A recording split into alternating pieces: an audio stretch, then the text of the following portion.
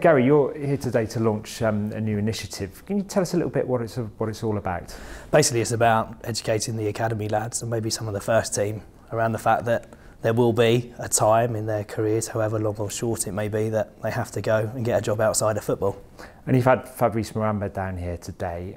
How big an influence and how big a thing is it for the academy players? Well, it doesn't get any bigger than that, does it? You know, the guy had his career cut very short in the most dramatic circumstances ever. It's worldwide, and the guy's gone on, not only has he survived, but he's gone on to take on a new career now, so he's studying for journalism.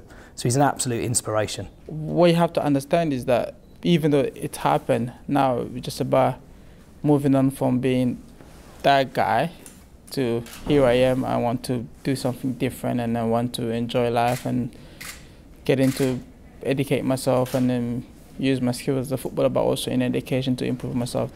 And do you think football clubs and football in general do enough to help young players in that sort of situation?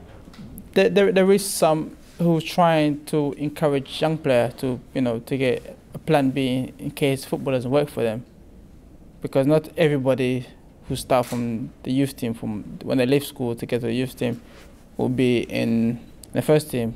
Academies around the country are starting to take education a bit more seriously with the academy lads, but no one's really working on the fact that there will be life after football at some point in their careers, and it has to be taken seriously. So if anything, not only if we make the kids' careers better through this, however long or short they may be, if we can get a message out there to the PFA, the Football League, the Premier League, etc., to take it a lot more seriously, our job is done. And you got the academy guys to have a little Q&A session with Fabrice earlier. How did all that go?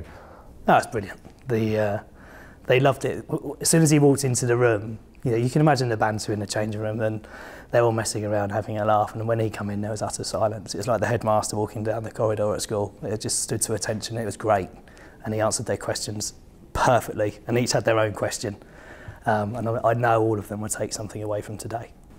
And finally, you kind of retired officially in August 2012. Yeah. What have you been up to since then? Well, I've been going to many holidays and enjoying food, and I don't go to training anymore. So, and now I'm studying at Stafford University, which is good. I want to learn sport journalism, and it's a skill that I think not many footballers want to get into.